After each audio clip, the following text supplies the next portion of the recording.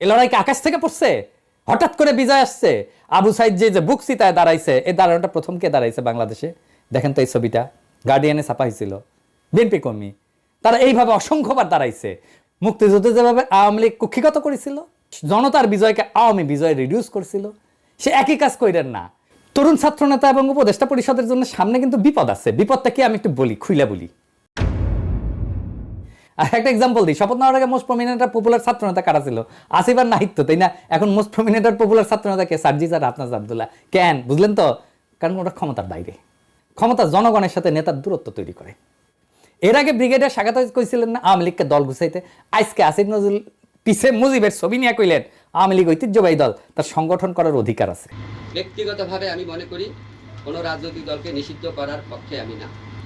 এই যে 90-এর অভ্যুত্থানের অগ্রপথিক ছাত্র নেতারা, এই যে দেখেছেন ওনারা কোথায়?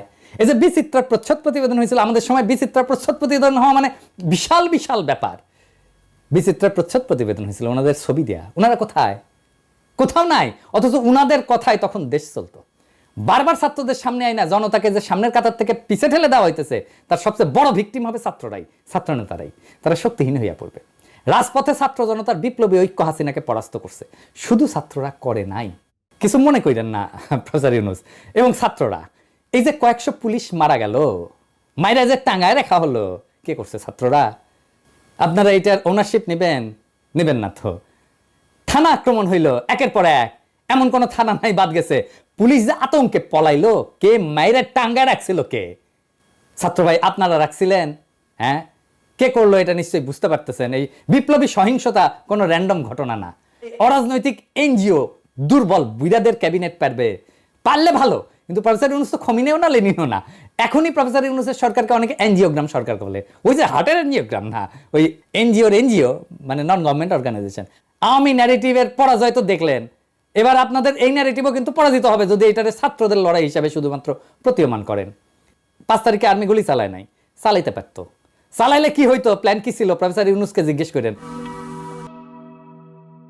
তো। আর কি, বর্ষার ফলা কিন্তু একা কিছু না, এটা অকার্যকর অস্ত্র বা সামান্য কার্যকর অস্ত্র।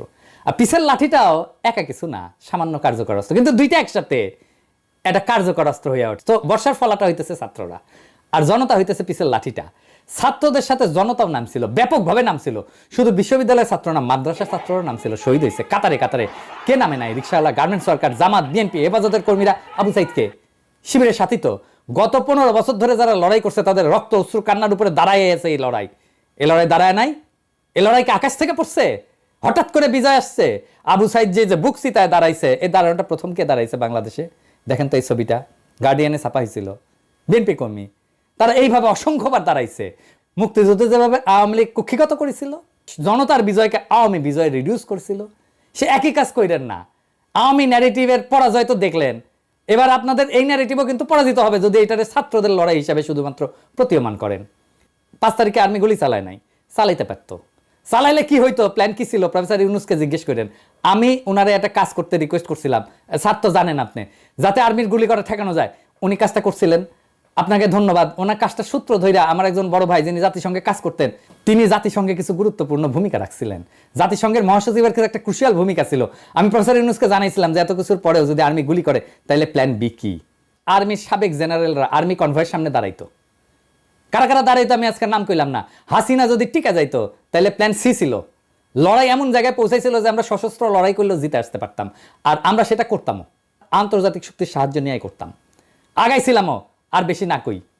এইবার আমি একটা খুব খারাপ একটা সেনসিটিভ প্রশ্ন করি, স্যার আপনারাও করি, ছাত্রদেরকেও করি। কিছু মনে করেন না প্রফেসর ইউনূস এবং ছাত্ররা। এই যে কয়েকশো পুলিশ মারা গেল, মাইরা যে টাঙ্গায় রাখা হলো, কে করছে? ছাত্ররা। আপনারা এটার ওনারশিপ নেবেন? নেবেন না তো। থানা আক্রমণ হইল একের পর এক, এমন কোন থানা নাই বাদ গেছে। পুলিশ যে আতঙ্কে পলাইলো, কে মাইরা টাঙ্গায় রাখছিল? কে? ছাত্র ভাই আপনারা রাখছিলেন? হ্যাঁ, কে করলো এটা নিশ্চয়ই বুঝতে পারতেছেন। এই বিপ্লবী সহিংসতা কোনো র্যান্ডম ঘটনা না, আর এইগুলো ছাত্ররা করেও নাই। কিন্তু বিপ্লবী সহিংসতার একটা ডিসাইসিভ রোল ছিল। হাসিনা না পড়লে পুলিশের পরে আমলাদের সিরিয়াল ছিল। হ্যাঁ আমি জানি, বাইচা গেছেন আপনারা। ওই যে সব সুন্দরী সব অপসরীরই একটা দুর্গন্ধযুক্ত গুজ্জদার থাকে, সেরকম এইরকম বিপ্লবের একটা বিপ্লবী সহিংসতা থাকে যেটা কেউ ওন করে না, কিন্তু ওই বিপ্লবী সহিংসতাটা দরকার। সেই জন্য আপনি বিপ্লবের পুরা গল্প কোনোদিন পাইবেন না, কারণ এই কথাটা কেউ বলবে না যে আমি এটা করেছি, কেউ বলবে না, কেউ স্বীকার করবে না, কিন্তু এটা হয়েছে। যাই হোক, তাই সবাইরা বাদ দিয়ে একটা গ্রুপকে মহিয়ান করে তোরা কৌশলকে বাদ দিতে অনুরোধ করি। তরুণ ছাত্র নেতা এবং উপদেষ্টা পরিষদের জন্য সামনে কিন্তু বিপদ আছে। বিপদটা কি আমি একটু বলি, খুইলা বলি। ছাত্ররা একটা শক্তি, সত্য, কিন্তু ছাত্র নেতারা ডিসপোজেবল। ডিসপোজেবল কথাটা শুনে আবার মাইন্ড করেন না। ছাত্র নেতাদের শক্তি অতি ক্ষণস্থায়ী। আমিও ছাত্র নেতা ছিলাম, আমিও ঠিক 90-এর অভ্যুত্থানের নেতা ছিলাম। হাজার হাজার ছাত্রকে ডাক দিলে এক কাতারে আনতাম। এখন ওই ছাত্রদের আনতে পারবো না, কারণ তারাও ছাত্র নাই, আমিও নাই। ওদের সবার সংসার হয়েছে। রাজশাহী মেডিকেল কলেজে গেলে হ্যাঁ সাবেক ছাত্র পরে পরিচিতি পাইছে, পিনাকি ভট্টাচার্য হয়েছে, সেই জন্য হয়তো আসবে অনেকেই। কিন্তু আমি যদি আজকের পিনাকি না হইতাম কেউ আসতো না। ছাত্র নেতার তার যে কনস্টিটিউয়েন্সি সেটাতে খুব অল্প সময় থাকে, খুবই অল্প সময় থাকে। ওই যে জায়মান অক্সিজেন বলে কথা আছে না, সামান্য সময় থাকে, ওই রকম জায়মান তার শক্তিটা। এই যে 90-এর অভ্যুত্থানের অগ্রপথিক ছাত্র নেতারা, এই যে দেখেছেন ওনারা কোথায়। এই যে বিচিত্রার প্রচ্ছদ প্রতিবেদন হয়েছিল আমাদের সময়, বিচিত্রার প্রচ্ছদ প্রতিবেদন হওয়া মানে বিশাল বিশাল ব্যাপার। বিচিত্রার প্রচ্ছদ প্রতিবেদন হয়েছিল, ওনাদের ছবি দেয়া, ওনারা কোথায়? কোথাও নাই। অথচ উনাদের কথায় তখন দেশ চলতো। এরশাদের পতনের পরে বাংলাদেশের ছাত্র নেতাদের মধ্যে 4 খলিফার চাইতে বড় ছাত্র নেতা আসে নাই। ওনাদের গত 40 বছরে কোনো বেল ছিল রাজনীতিতে? ছিল না। এখন আজকাল ছাত্র নেতারা ডাকলে হাজার হাজার ছাত্র আসে। ঠিক 5 বছর পরে ওই ছাত্র ইউনিভার্সিটি থেকে বাইরে গেলে সেই একই বাগানে আসবে নতুন কুড়ি। শুধু সেদিনের মালি থাকবে না, ছাত্র রাজনীতি কফি হাউসের সেই আড্ডা, বুঝছাও, এটা থাকে না। বারবার ছাত্রদের সামনে আয় না, জনতাকে যে সামনের কাতার থেকে পিছে ঠেলে দেওয়া হইতেছে, তার সবচেয়ে বড় ভিকটিম হবে ছাত্ররাই, ছাত্র নেতারাই। তারা শক্তিহীন হইয়া পড়বে। রাজপথে ছাত্র জনতার বিপ্লবী ঐক্য হাসিনাকে পরাস্ত করছে, শুধু ছাত্ররা করে নাই। আর একটা এক্সাম্পল দিই, শপথ নেওয়ার আগে মোস্ট প্রমিনেন্ট আর পপুলার ছাত্র নেতা কারা ছিল? আসিফ আর নাহিদ তো, তাই না? এখন মোস্ট প্রমিনেন্ট আর পপুলার ছাত্র নেতা কে? সার্জিস আর হাফনাজ আব্দুল্লাহ। কেন বুঝলেন তো? কারণ ওরা ক্ষমতার বাইরে। ক্ষমতা জনগণের সাথে নেতার দূরত্ব তৈরি করে। সব সময় ক্ষমতাবানকে জনগণ পছন্দ করে না, ক্ষমতা জনগণকে দূরে সরায় দেয়। লেনিনের মতো প্রখর রাজনৈতিক মেধা এই ক্ষমতাকে ম্যানেজ করতে পারে নাই।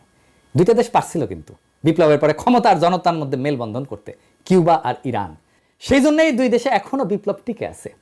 আর এই অরাজনৈতিক এনজিও দুর্বল বুইরাদের ক্যাবিনেট পারলে ভালো, কিন্তু প্রফেসর ইউনূস তো খমিনেও না, লেনিনও না। এখনই প্রফেসর ইউনূসের সরকারকে অনেকে এনজিওগ্রাম সরকার বলে। ওই যে হার্টের এনজিওগ্রাম না, ওই এনজিও মানে নন গভর্নমেন্ট অর্গানাইজেশন, আর গ্রামীণের গ্রাম মিলে এনজিওগ্রাম সরকার। হ্যাঁ বুঝছেন স্যার, আপনার সরকারকে এনজিওগ্রাম সরকার বলে। বুড়াদের লাগে এনজিওগ্রাম। এটা নতুন তরুণ বাংলাদেশ করতে পারবে না। আপনার ক্যাবিনেটে 2 জন তরুণ ছাত্রকে নিয়েছেন, আমি প্রথম দিন এটা অ্যাপ্রিসিয়েট করছি, বলছি যে এটা ভালো কাজ হয়েছে। আপনি সবাই নেন তরুণ, সবাই সব উপদেষ্টারা তরুণ নেন, এই যে ছাত্রদের নেন, কোনো অসুবিধা নাই তো, আমরা সাপোর্ট করব, ওরা খুব ভালো পারবে চালাইতে। এর আগে ব্রিগেডিয়ার স্বাগত কইছিলেন না আওয়ামী লীগকে দল গুছাইতে, আজকে আসিফ নজরুল পিছে মুজিবের ছবি নিয়ে কইলেন আওয়ামী লীগ ঐতিহ্যবাহী দল, তার সংগঠন করার অধিকার আছে।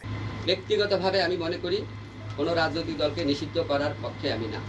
আওয়ামী লীগ বাংলাদেশের স্বাধীনতা সংগ্রামে নেতৃত্ব প্রদানকারী দল, বিভিন্ন গণতান্ত্রিক সংগ্রামে এই দলটার অবদান ছিল।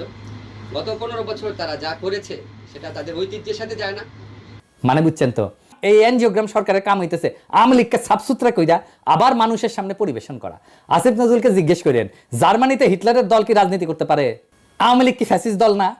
আসিফ নজরুলকে জবাব দিতে হবে যে হ্যাঁ বা না বলতে হবে। জয়তে বললে চলবে না, যদি কিন্তু ইত্যাদি ইত্যাদি বললে চলবে না। কোন অথরিটিতে আসিফ নজরুল বলে যে আওয়ামী লীগের রাজনীতি করার অধিকার আছে? শেখ মুজিবের ছবি ভাস্কর্য যেই জনতা ভাঙ্গে ফেলা বিপ্লবের বিজয় ঘোষণা করেছিল, সেই নিন্দিত স্বৈরাচার ফ্যাসিস্ট হাসিনার পলিটিক্যাল আইকন মুজিবের ছবি পিছনে লাগায় যে উপদেষ্টাগিরি করতেছেন, এইটা কি জনগণের অনুমোদন নিয়ে লাগাইছেন পিছে? জনগণ তো এটা ভাঙছে, আপনি পিছে লাগাই রাখছেন কেন? তো প্রফেসর ইউনূসের ডিপেন্ড করলাম, এবার ওনার এটা ধরি না, কি কন? আর ধরি স্যার, আপনি যে জাউরার লগে দেখা করছেন, এই যে ইন্ডিয়ান হাই কমিশনার, আমি খুব মাইন্ড করেছি। আপনার কেউ নিশ্চয়ই বলে যে পিনাকি হুদাই মুখ খারাপ করে। হ্যাঁ দেখেছেন কি টাইটেল করেছে, দেখেছেন পত্রিকার নিউজে দেখেছেন? হ্যাঁ, এই টাইটেল যদি সত্যি না হয় তাহলে আপনার দপ্তর থেকে প্রতিবাদ পাঠাবেন, আর যদি সত্য হয় তাহলে আপনাকে জবাব দিতে হবে কেন ইন্ডিয়ার কাছে আপনি সাহায্য চাইছেন। প্রণয় ভার্মার লগে আপনার দেখা করতে হবে কেন? সৌজন্য, হ্যাঁ ওই যে কইছে সৌজন্য সাক্ষাৎ, তো ও সৌজন্য দেখাইছে আপনারে স্যার, কি কন? আপনার শপথ অনুষ্ঠানেও আসছিল, আসে নাই। ওই সৌজন্যটাটুকু দেখাই নাই। এই তো জাউরের সৌজন্যবোধ, তাই না? আপনি বলেন ছাত্ররা আপনারা দায়িত্ব দিছে, তো ছাত্ররা কি ভারতের সাথে কুসুম কুসুম সম্পর্ক অনুমোদন করে? করে না তো।